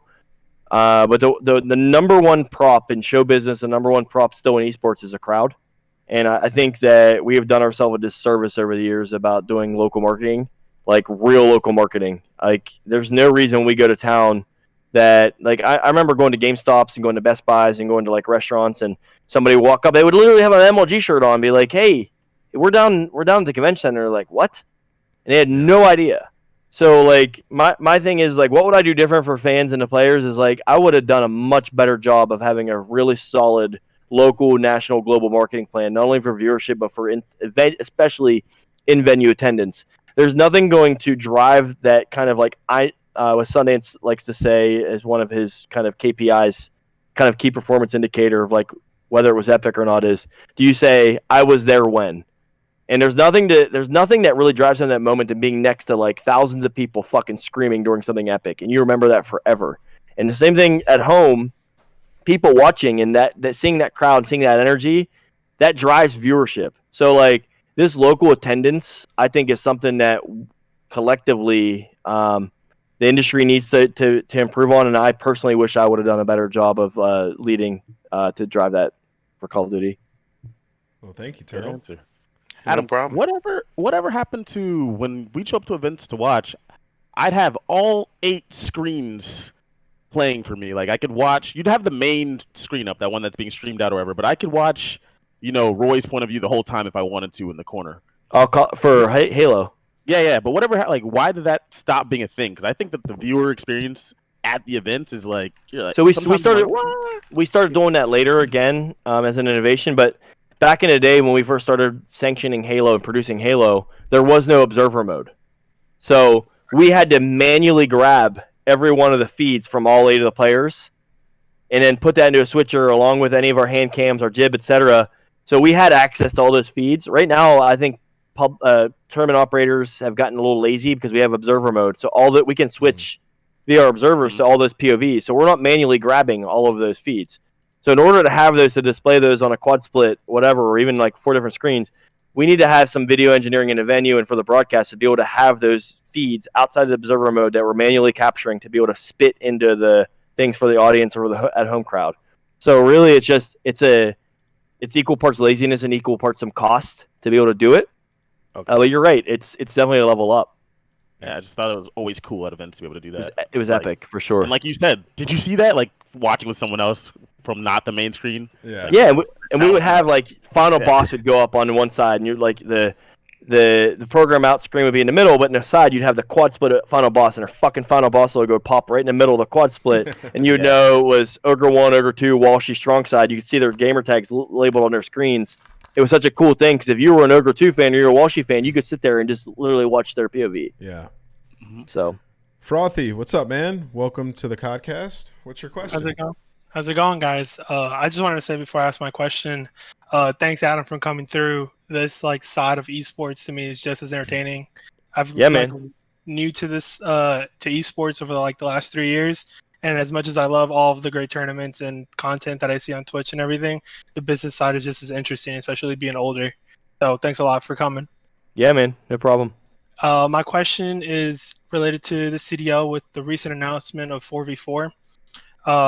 Not necessarily US, all three of y'all can answer this. Is, in your opinion, do you think this was the best year due to the situation for the league to go 4v4 due to the financial impact from COVID and also the updated rules on the Challengers League? So this year, the pros who end up in the Challengers League can actually compete. Had they gone 4v4 last year, they would have not been able to compete had they been subs.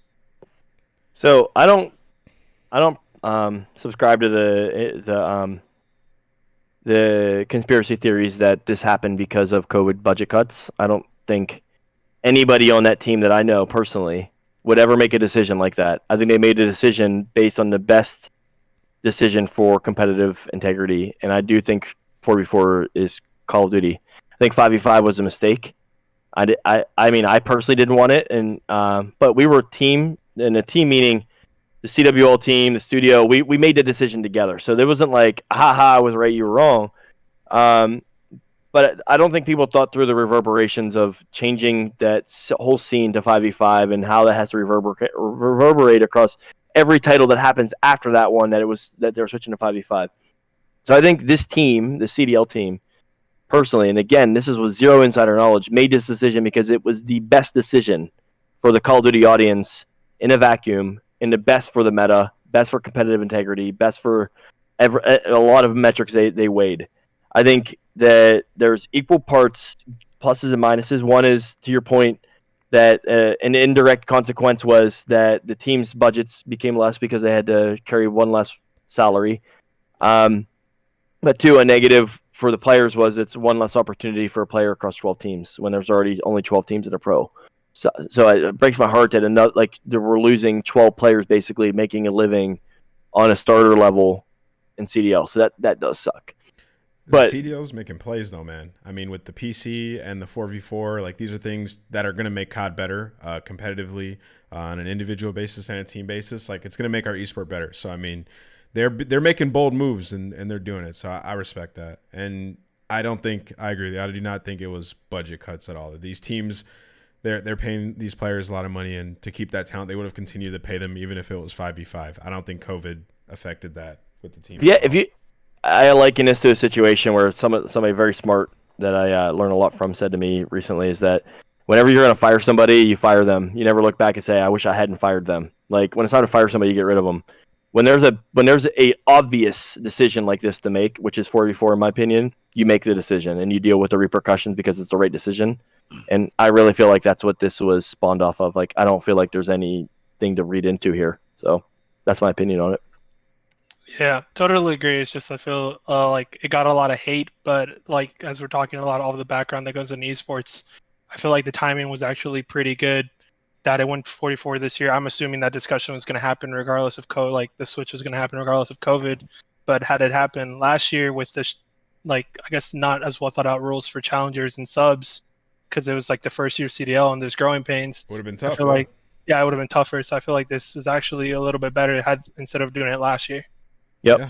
Well, thank you, Frothy. Appreciate it. Yeah, no problem. Thanks, Have a good man. night. You too, buddy. I think we're going to do one more call in. Drag him in, Ben. We've had a great episode today. It's been fantastic. Yo, Sweet, what's up, man? Sweet cannot be our last call. Before you get started. Adam, you cool to do one more question after this one? Yeah. All right, Sweet, what's the question? First off, I mean, you've thrown some crazy events in the past. I was just gonna ask, as far as like some insight maybe on the Black Ops 3 Champs event. I think that was probably the craziest event I've seen, as far as just like everything maybe you had going on there. Like you had the paintball, you had the IW, multiplayer. Adam had a like, budget. reveal and all that. That's it. Oh, wait. I gotta be honest here. Like that wasn't ran by me. Oh, was it not? Boom. That was called because that was COD XP, wasn't it? That was the wasn't COD first Champs. XP. Yeah. And I forgot. I'll say this: a lot of people want to give Activision shit about this or that, and Activision makes it rain, man, for champs. Like they do. Like Yeah, they do. XP, they spent a lot of money. They do it right. Like they don't cut corners, and that event was fantastic. So Snoop Dogg, Wiz Khalifa. Yeah, they went hard, bro. But wait, no, that wasn't Snoop and Wiz Khalifa. That was Yeah, it was. That was the same event. Which one? Did you not operate that event, Adam? Kanye was. Oh, okay. So that was at the Forum, right? That's the one that you operated that. I'm pretty I sure. operated the tournament and Bravo Charlie Delta. Okay. So Activision Marketing and another agency operated the main stage because I wouldn't have designed the stage. Main stage. I would not have made the stage that way. I will say that. That was awful. I had to go to the bathroom. Yeah, you have to sprint downstairs. No joke. Players were in like mail slots like this. You see like Scump's heads like up like 100 feet up. It was good for pictures. Like dude, Nick Merckx would have fried on that setup. The images that came out from that thing was cool. But so anyways, go to your question. Sorry. Well, did you run that at all then? You said Bravo Charlie. I ran Bravo Charlie Delta, and we ran the comp ops for the whole tournament. Because the Wiz Khalifa Snoop Dogg I thought was the same one that had the Snoop. It was. But that was. I can't claim credit for all the cool shit that happened there. That wasn't my budget. Was there any events that you had something cool planned like that maybe fell through, or you had some idea for another event? What are these questions, Sweet? I don't know. Yeah, I mean, like the CS:GO major, like we were gonna get like Borgor or something, like one of these at the time, like a big DJ to come out, and thank God we didn't because other people did it later and got fucking eviscerated. Yeah. But like we talked about doing like music like that, like at one of our shows, but we just always really just focused on like people are there to come and watch and play video games, and we always just focused on that. So like we always had aspirations about doing grand shit. Like I do think that that when people go to these events, they want to go have fun, they want to go hang out. But I do, there's a lot of cool stuff we planned for like after hours that like sometimes didn't happen. But like those XP events, man, that's a great example for you to bring up, and I wish I could claim credit for it. Like that was my good buddy Ryan Fitzpatrick over at Compass and the Call of Duty experiential marketing team. They really kicked ass with that. But that wasn't my team. But those guys spent money. Adam, I just did the Encompass reveal event. They spend money for sure. Yeah, they have way more budget than I have ever had. Yeah, but they go hard. That's for you. You just show Ryan's great. Work. Yeah. And then real quick, chat really wants me to ask. They want me to ask about the blue Ethernet cables. Any opinion on that? Yeah, we always gave Killa the green ones instead of the blue ones. The green ones. Yeah. All right, sweet. All right, thanks. Later. Okay, Ben. FCMB. Ben J Nissim. Can you unmute? Do we have any? You did a great job today. I want to show you some love, Ben. You killed it, bro. Your boss was here, and you didn't want to get fired. I respect it. Is there any last text questions you got for Adam to answer before we wrap up? No, I think you guys had a good episode. I think we had a couple of questions all kind of teed up. I think a lot of people asked kind of around Belong and what the thought process was there. And there was a specific question about Belong about, Adam, do you think that local land centers and the prevalence and the growth that's seen in the last like 5 to 10 years will kickstart some of the more like grassroots scenes, like the collegiate esports scene. Ben, can you ask the question a little bit more succinct? Sorry. So one of the good questions I saw in the chat was someone asked, with the expansion of local land centers in the last couple of years, do you think that's going to help grow and kickstart the collegiate esports scene? So I don't think the land center strategy of the last 10 years is going to help anybody. I think the land center strategy that we're talking about building will help in that. Having just a bunch of locations around the world where people can go play video games isn't going to do shit.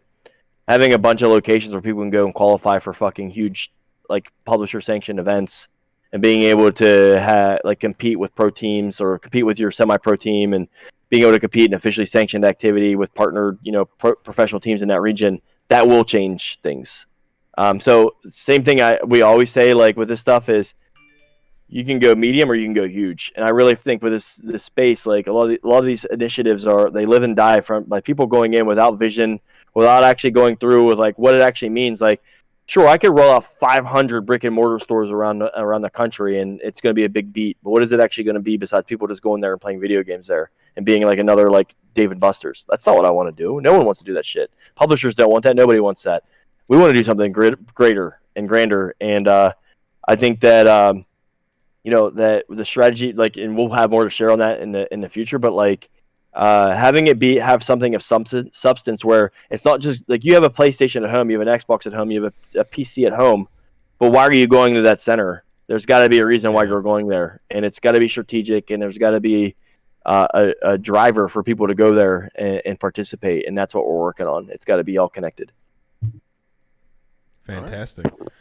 Well, Adam, this was one of my favorite episodes I've ever done. You're a very smart man, and this was a great conversation. And I hope in the future, down the line, we can do this again. And also, we got to hang out soon. So, yeah, I gotta say, super proud of you guys. Like, it's really cool you guys do this on your own. Like, I know that like this isn't some like pile of money for you guys to do this stuff, and I think it's awesome you're doing it. And the more and more that you guys continue to grind your brand, like, you guys are going to get this where you want it to be. And like I said, super happy to come on. I'll come on whenever you want me to.